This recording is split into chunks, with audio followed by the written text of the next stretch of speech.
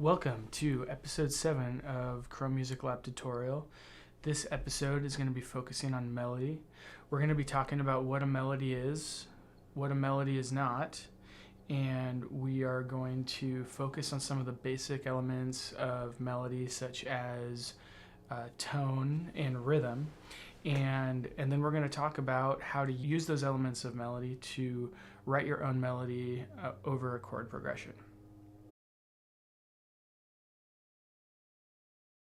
What is a melody? I'm going to tell you in a moment using a dictionary, but first I want to show you. I've got some instruments here.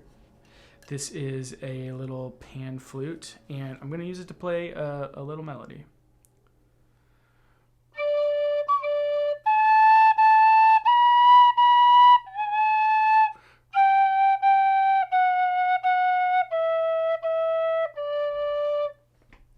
All right, what melody is that? If you said Twinkle Twinkle Little Star, you are correct. I'm going to play it on one string on this guitar. Twinkle, twinkle, little star, how I wonder what you are. If you thought that melody was Ba Ba Black Sheep, you are correct. Ba ba black sheep, have you any wool? Yes sir, 3 bags full. If you thought that melody was A Wonderful World by Louis Armstrong, you are also correct. I've seen trees of green, red roses too. I've seen 'em bloom for me and you. If you thought it was the alphabet song, you're also correct. A, B, C, D, E, F, G. All these songs have the same melody. All right, let's check this melody out in Chrome Music Lab. Do, do, sol, sol, la, la, sol, fa, fa, mi, re, do. Now we've heard this melody using a flute, one string on a guitar, some lyrics, and Chrome Music Lab. Okay, so we've listened to this melody on a variety of different instruments. So what is a melody? Now that you have some context, it is a sequence of single notes played in a way that is musically satisfying. All right? So I think that pretty well accurately describes what we just demonstrated with the various instruments. But I would like to explore that idea a little bit further, exploring some of the basic concepts that go into what creates a melody, because I think we're going to find that definition is limiting in some ways to really fully understand what a melody is and what a melody is not.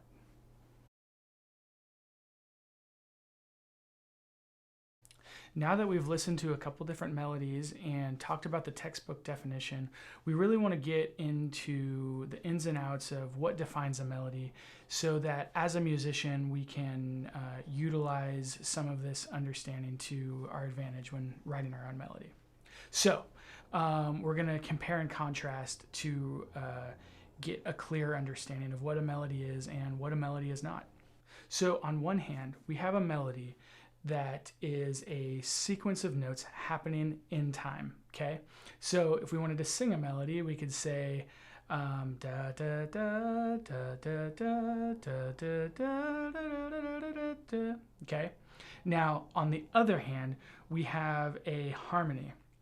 A harmony is a series of notes played at the same time, all right? So we can't really do that with just one voice. Da, da, da. Now, in between melody and harmony, we do have some middle ground, and that is where the concept of an arpeggio comes in. We discussed that word earlier. It means to play on the harp, but as a musical concept, it means to take the notes of a chord and to play them in a sequence.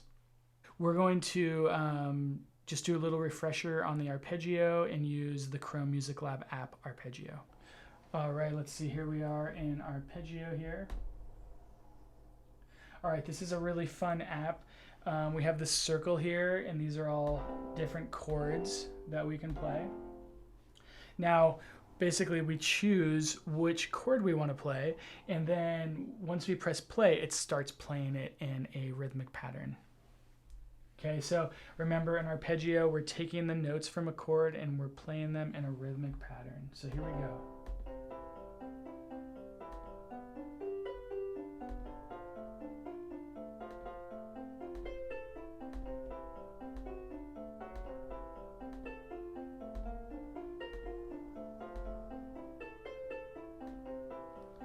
Lots of fun. So with this app, we can start to play around with the patterns.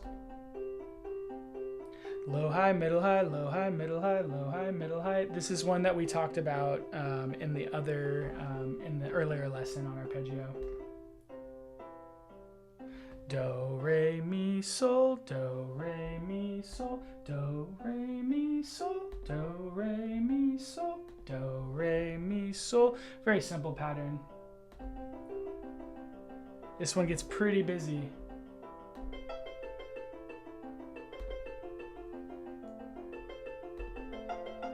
This one gets even crazier. It's like it adds another harmony on top of the first arpeggio. So there's two arpeggios working together.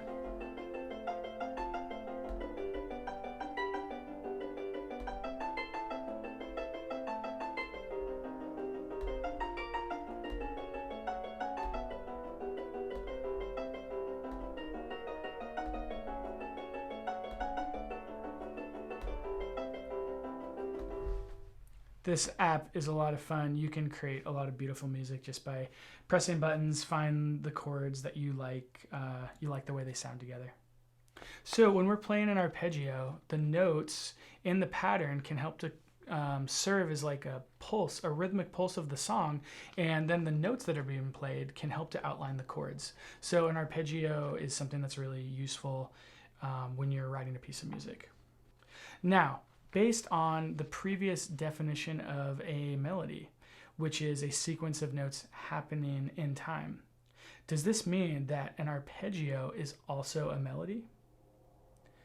By the textbook definition, the answer is yes.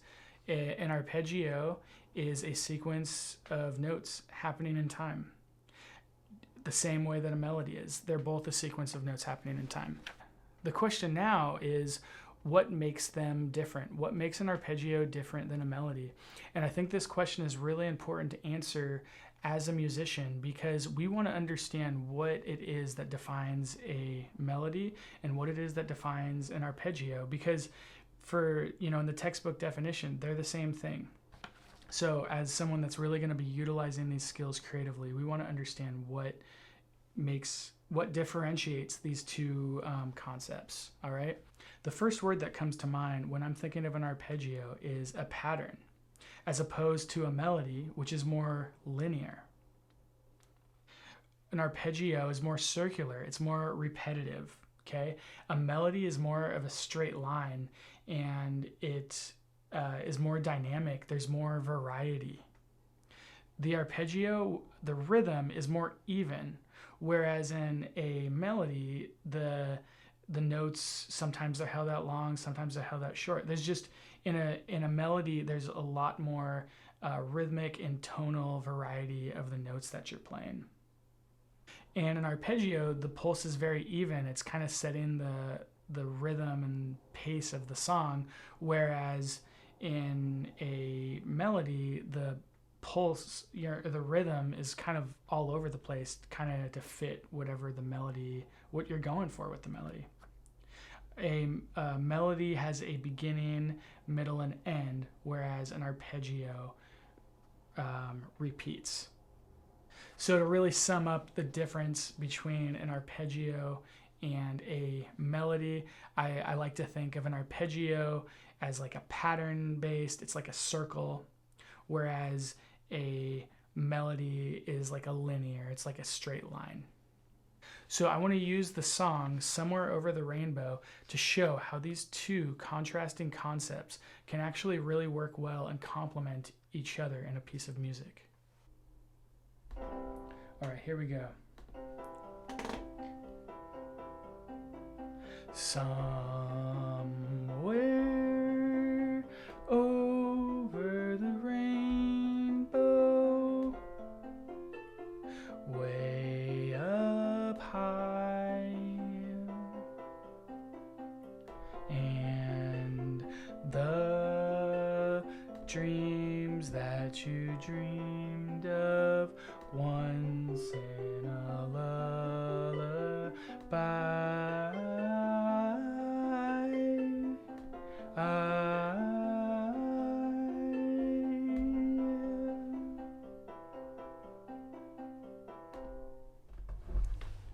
Pretty cool, right? So we had the chords, the arpeggio going over here, and then I'm singing the melody. Now we have a better understanding of what really goes into making a melody. Instead of just being a sequence of notes, we can call it a linear sequence of notes. And a lot of times a linear sequence of notes is called a phrase. All right, so we're going to elaborate on that a little bit more in the next section, as well as the basic elements of a melody. The most basic elements that create up a melody are rhythm and tone. We're going to focus first on rhythm, and one of the concepts that I use to illustrate this idea is talking rhythm. So previously we had talked about the walking rhythm, and this kind of helps to create the rhythmic foundation of the song. With walking, it's like left, right, you're walking, creating some kind of movement between 2 points. Okay, so this is in contrast to the talking rhythm. And these rhythms both work together. The walking rhythm helps to keep the talking rhythm in sync. So we're going to talk about that.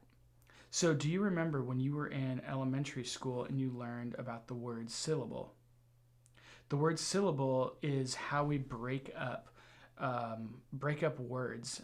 And so every word has a rhythm. Every word has syllables, and what makes it rhythmic is how we break up those syllables. So if we say the word syllable, syllable has 3 syllables to it, but it's not very often that we talk in a way that we give equal time to each syllables. We don't talk with syllables. That would sound very robotic. So even our talking is very rhythmic. Because some syllables we say faster, some we say slower. Okay, so to demonstrate this in a musical sense, I'm going to use this hardware sequencer, and I've got some samples loaded up into it, and we're just going to take some simple words and turn them into, we're going to add some life into them and make them a little bit more musical. So the first thing I'm going to do is I'm going to give it a walking rhythm with the sound of a clock. Tick, tick, tock, tick, tock, tick, tock. So you can hear the alternating movement. Tock, tick, tock, tick, tock, tick, tock. So now we're going to add a phrase in there, a rhythmic phrase. Tock, tick, tock, tick, tock. I am robot. I am robot. I am robot. Every syllable is broken up evenly. It sounds very lifeless, but because it has that pulse, that walking rhythm, it does sound musical, but it's very boring. It's not very interesting. So by creating some variety, we can add some rhythmic dynamic to the talking rhythm. I am robot. I am robot. I am robot. I am robot. I am robot, I am, starts to play around with it, and it kind of starts to take on a life of its own. robot, I am, robot, I am, robot, I am, robot, I am, robot, I am, robot. All right. So there you have it, starting out with just a really basic phrase and then playing around with the syllables. And we can, start with a simple couple of words, keep it simple, but then by playing around with it, moving words around, we can start to make it interesting. So the talking rhythm is only half of the equation when it comes to melody. So now we're going to talk about the other half.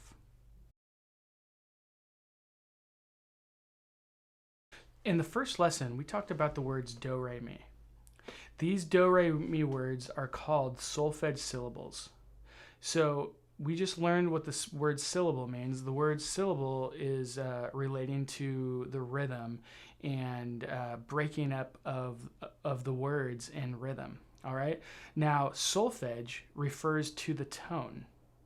Solfege is going up and down vertical in the Chrome Music Lab, top to bottom, okay? And then the syllable is going left to right. So when we are writing a melody, we are using solfege syllables.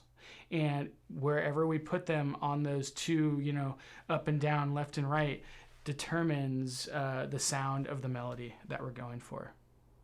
So have you ever heard the word monotonous? The word monotonous means monotone. It's actually a musical word. Now, when we use the word monotonous, it usually means someone that's talking very, very lifelessly. Like there's no rhythm to their voice. There is no inflection. All right, inflection is how we change the tone of our voice. Like it's how you know if someone's asking a question. Like, am I asking you a question? Or am I asking you a question? The difference between those two, one is with inflection, one is without. All right. So in speaking and in language, we use the word inflection to describe tone. All right. Now, to put tone into music, that is when we use variation in tone. And the way that we use variation is instead of using just one tone, monotone, we use all of the different tones that we have available to us. Do, re, mi, fa, sol, la, ti, do. So let's take a look at what I mean by that. Do, re, mi, fa, sol, la, ti, do. Okay, so right there I've got a evenly spaced going left to right, but then going up and down I've got some variation here. So let's take a sentence. How about just the word musical phrase? Musical phrase. Musical phrase. Musical phrase. Let's first add some rhythmic dynamic in there. Musical. We're going to musical phrase. Let's see here. Musical phrase. Musical phrase. Let's take that second note in the word musical and musical phrase. Let's do it a third. Musical phrase. Let's add a little bit. Let's extend that word phrase a little bit. Phrase.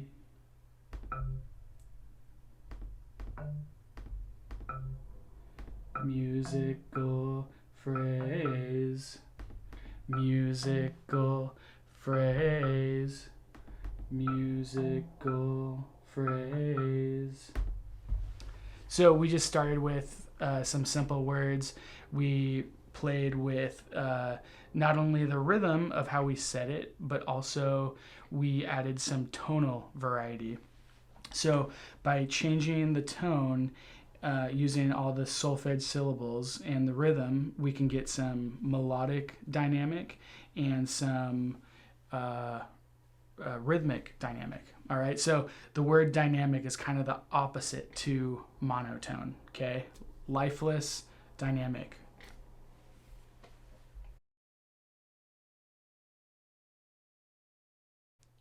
I like to think of the solfege syllables as the alphabet of melody. And just like when you're a kid and you're learning the alphabet, you're learning what sound each letter makes. When you're learning the solfege syllables, you're learning what sound the do re mi make. And eventually, you're starting out, it's kind of this weird concept, but over time it becomes intuitive, it becomes a part of you, and you can become fluent in it just like you can become fluent in speaking.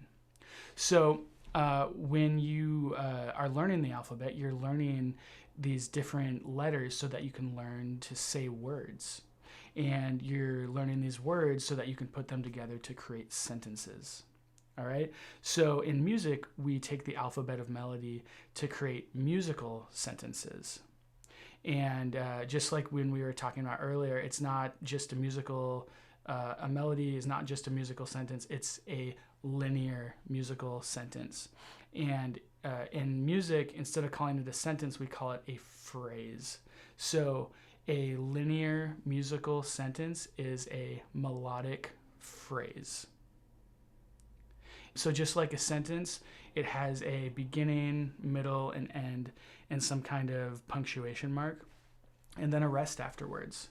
So we are going to experiment with that idea of using the solfege syllables, the alphabet of melody, to create a linear musical sentence, also known as a melodic phrase.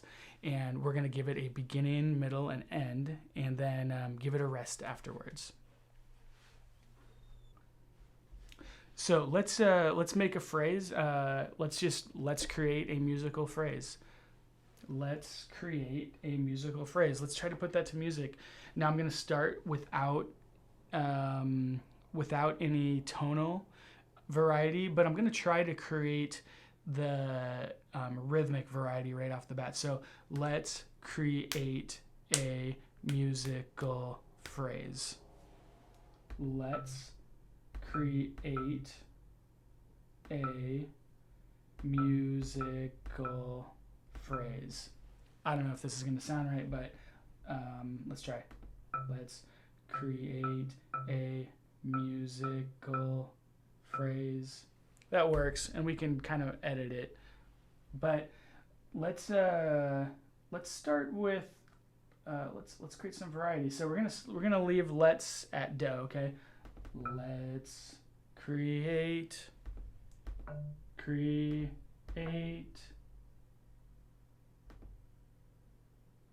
a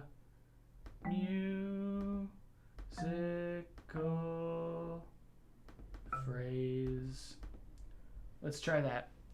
Let's create a musical phrase. Let's create a... I feel like the comes a little bit too soon, so I'm going to move this one over. Let's create a musical phrase. Let's move the music. We're going to move that one closer. We'll move all these together, and then we'll move this one closer so there's not too much space. Let's create a musical phrase. Oh, it's too close together. Let's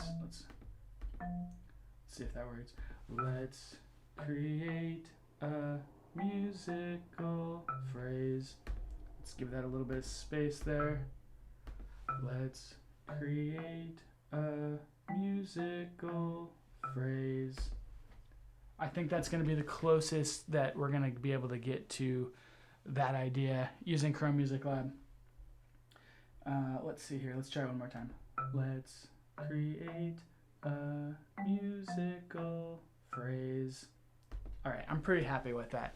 So right there, we just created a linear musical sentence, a melodic phrase. Now that we know how to use the alphabet of melody to create a musical phrase, I want to move on and explain how to write a musical phrase or a melody over a chord progression. All right. So all of the earlier lessons were talking about making chord progressions and arpeggios and harmonies. Now we're going to focus on how to relate a melody to that in our writing, in our creative process. But before I do that, I want to touch on a question that I think is really important. So, what is the difference between talking and singing?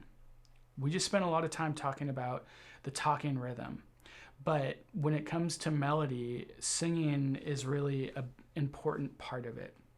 So, when we're talking about talking is very percussive, and we use our teeth and our tongue.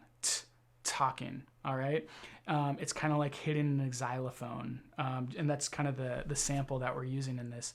But when we're talking about singing, that is really about sustaining a note, all right? Being able to hold a note out longer. Instead of just the attack of it, the beginning of it, the talking part of it, which starts the syllable that we're singing, the melody note that we're singing. Singing gives us the ability to hold it out, and to do that, a wind instrument or the voice, a wind instrument and a voice have a lot in common. So when you're singing a note, you're able to hold it out. Now, one of the problems is in Chrome Music Lab, there is no way to sustain a note. We can only do talking rhythm. We can only do kind of percussive types of notes. Now, what this does is it forces us just to kind of focus on some of the fundamentals of what create a melody and what creates chords. But what I hope is that this inspires you to continue going past Chrome Music Lab, that Chrome Music Lab is just kind of the beginning for you, either meaning that it inspires you to pick up an instrument that allows you to sing, or that you get inspired to sing on your own, that you can use Chrome Music Lab to write the basics of your melody, but then you can actually sing the notes and hold them out longer. And so using Chrome Music Lab as as just kind of something to write the melodies, but then you sing it and it accompanies you. And then the other thing is that there are so many other powerful platforms of technology for writing music that not only give you the ability to hold out a note, but give you the ability to use way more instruments. Okay, so before you go on to those, that is why I want to focus on a lot of these basic ideas. What's a melody? What is a chord? How to mix notes together to create these things. There's so many people out there that are using these really powerful music making engines, and they don't know some of these basic things, like how to put notes together to create chords and what kind of chords go with each other, or what kind of melody notes go together, and they don't see the connection between all that. So by taking these classes, you're really starting to understand how it all works together, so that when you get to that next level, you'll have a really solid foundation. All right, so now we're going to focus on how to incorporate a melody into a chord progression. So in the earlier lessons, we talked about the notes that go together to create a harmony. These are the building blocks of chords. So these same building blocks of chords, the notes that build a harmony, are also the same notes that make up the alphabet of melody.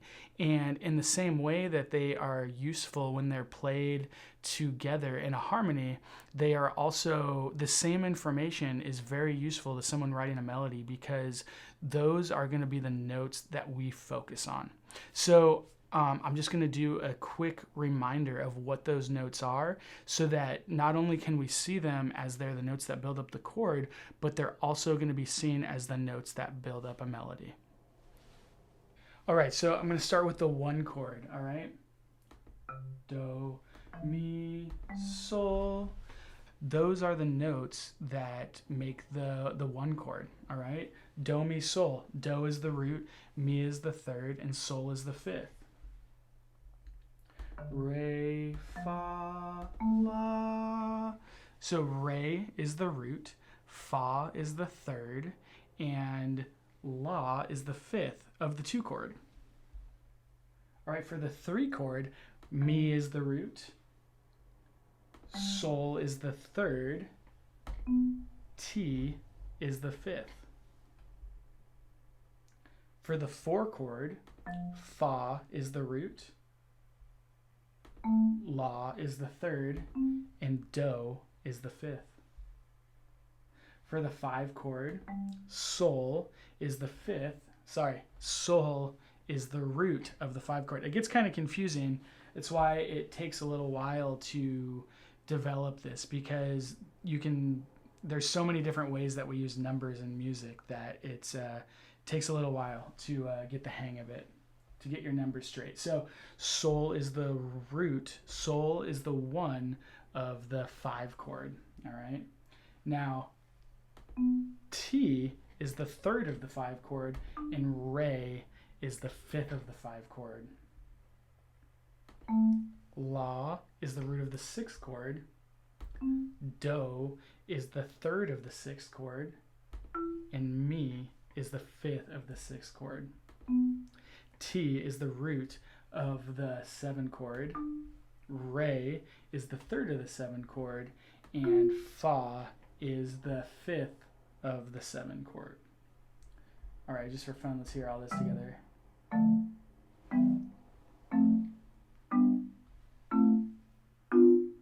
Da. All right, so this is the way that chords kind of work together. I think of, in musical theory, there's like so many different things that you can learn about, and it can get really complicated. But what I'm focusing on here is, I don't feel like you have to know a lot about music theory, but I feel like this is like the primary colors. And once you can understand really how the primary colors work, then you can really, at that point, you're ready to kind of take off on your own and start combining these notes in your own way. But I do think it really is important to get a firm understanding of these basics of how these triads work, because we're going to be using these notes, these building blocks of chords, to help us write melodies.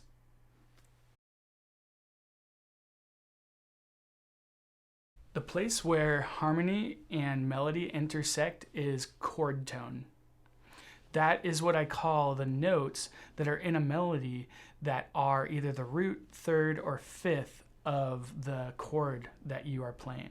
So what we're going to do is use these chord tones to write a melody. So the chord tones are, the root, third, and fifth, and then we have the notes in between. Sometimes these are called neighbor notes, okay? Neighbor tones. So if you've got the 1 chord, the 1, 3, and 5 are the chord tones, and then all of the other ones are neighbor tones. So, in between 1 and 3 is 2, in between 3 and 5 is 4, and then in between 5 and the octave is 6 and 7. So these are all the neighbor tones. Now, what we're going to do is use these tones to outline a melody. So we're just going to start with 1 chord here. Now let's get rid of this, and we're just going to focus on 1 chord here. So I'm going to make a chord progression with literally just 1 chord.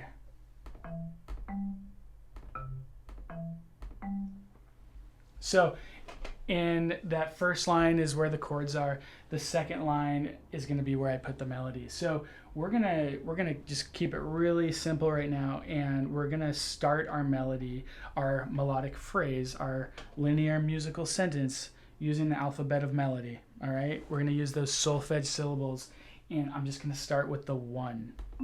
Okay. Now let's play around with this here and put some other notes. We don't even have to really decide what they are. You can just kind of randomly do it. Now, when we get up to this next rhythmic spot, the next measure, let's use one of the chord tones. Let's hit some neighboring tones. It's kind of a random. And then For this third measure here, let's hit a chord tone, the fifth of the one chord, and then add in some random notes here. Oh wait, the chord tone is there. So we got the fifth, then I'm gonna put in the four, and then I'm gonna put the third for that fourth measure. Now we can see it kind of goes up and down, but each time on the at the beginning of the measure when the chord is played, we're hitting a chord tone. So in between, we're hitting some chord tones, some neighboring tones, but on those downbeats, we are hitting the chord tones. So I don't even know what this sounds like. I just randomly hit some notes, but because we used chord tones, I predict that it will sound somewhat musical. Let's find out.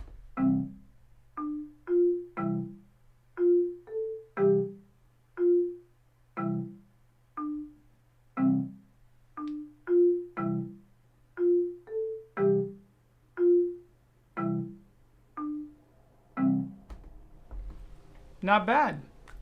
I think it sounds somewhat musical, and really what helps that is those chord tones. Now, even if you didn't know about music, a lot of people that have written some of the most memorable musical tunes in the world didn't necessarily know all of this terminology, chord tones, but it's something that kind of naturally happens. People naturally want to hit the tones that are part of the chord that they're playing. So like even you're gonna find like, so I've got this, I'm playing a C chord here.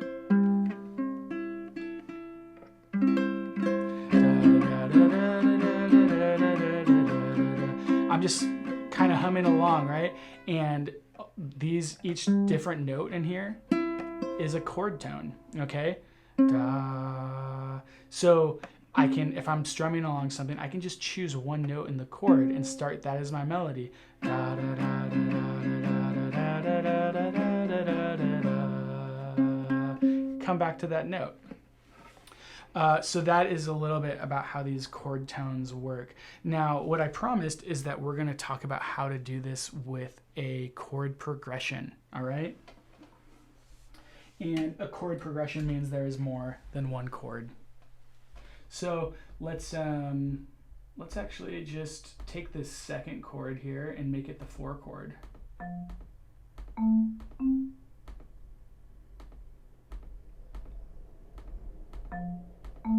And the 4 chord is fa la do, right? Okay, so in this first part, I have I'm still starting on the root of the 1 chord, which is do. Okay, the 1 of the 1 chord is do. Easy to remember. Now, what we want to do is I'm going to create a musical phrase, and it's going to be busy and active at the beginning part. And then I'm going to kind of put the period on the sentence as soon as I hit the 4 chord, and I want to make sure that I end on one of the root notes of the 4 chord, and that is going to make it sound really musical. And like I said, I don't even know what notes I'm going to be hitting. I'm just going to get really busy and see how it sounds.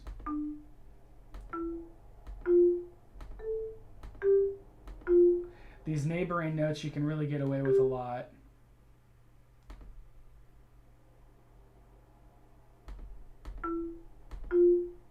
Okay, so all of this crazy stuff is happening in the beginning, but as long as I end the sentence on the chord tone of the next chord, it's gonna land. So let's hear how it sounds.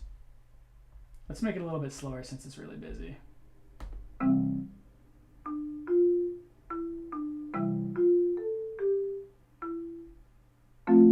That's kind of crazy. Let's move it. Let's get it a little bit faster.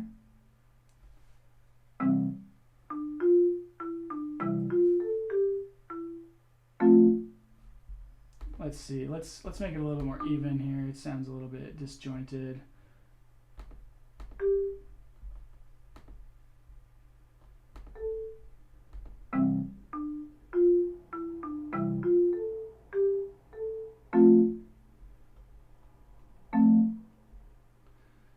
Dun dun dun dun dun dun dun dun dun dun. Ha. Dun dun dun dun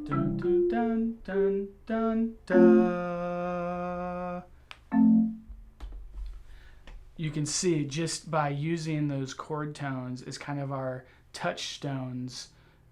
I like that. Chord tone, touchstone. All right. So when you're writing a melody, those are going to be your starting points and your landing points. It's like a plane taking off. It takes off from one of the chord tones at the beginning of your melodic phrase. Starts on a chord tone, lands on a chord tone. Okay. Now you can keep it safe by mainly utilizing chord tones in between. But you or you can get really dynamic and have a big range of melodic notes of melody, but to keep it sounding musical, by starting on a chord tone and ending on a chord tone, it's going to be, you're going to have a safe landing, all right, and a safe takeoff. So let's keep playing around with this here. Now, what I want to do is, we started on the root. Let's start on the third. Or let's start on the fifth of the one chord, and then end on the fifth of the. Oh, we can't do that. We'll end on the third. Let's see. I'm gonna get rid of all this stuff in between. All right. Okay, so I've kind of broken this down. We're starting on the fifth of the one chord, and then we are ending on the third of our 4 chord. All right. So sometimes it's easier, sometimes you're starting writing something, start right in the beginning and right the end, and then you can kind of fill in everything. Okay. So I'm just putting some random notes here. Don't know what they are. Get some rhythmic variation. Kind of dancing around that note we're gonna land on here. All right, let's hear how this goes.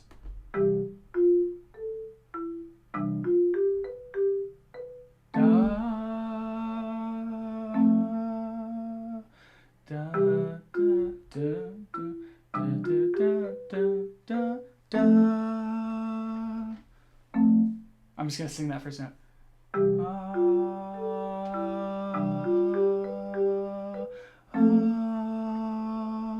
I'm just singing that one part.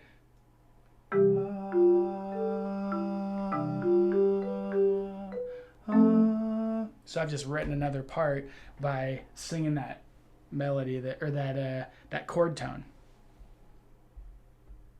So some of the parameters here is that we can change whether we're using the root third or fifth to start, and whether we're using the root third or fifth of the next chord to end. Okay, that is really one of the most important things, I think, when getting started and writing your melody, is to start with, have a place that you can start, a place you can take off from, and a place to land from. We have covered a lot of ground today talking about what a melody is, what a melody is not, seeing, comparing and contrasting an arpeggio, which is more of a pattern, and a melody, which is more linear, and then also going into the talking rhythm and learning about the syllables of a melody, the rhythm of a melody, and how we can play around with that to give it some rhythmic dynamic, give it some variety. Also the alphabet of melody, which is the solfege syllables, how we can not only alter the rhythm, but also the tone, and how the rhythm and tone really do create the basic elements of what you're working with in writing a melody, and how with the alphabet of melody we can create these linear musical phrases. And then once we have these linear musical phrases, we can utilize what we learned about chords to write melodies with our chord progressions, using chord tones, a place to start our melody and a place to end our melody, and then to kind of tweak it in between and come up with our own melody over a chord progression. So coming up, we're going to be talking about major and minor, and how we can get a vocabulary to understand how, you know, major is happy, minor is sad, and kind of all these shades in between, and how we can use that to create an effect in the music that we're writing. Also, how we can kind of go beyond what I talked about with like the primary colors of mixing tones to come up with our own creative voicings.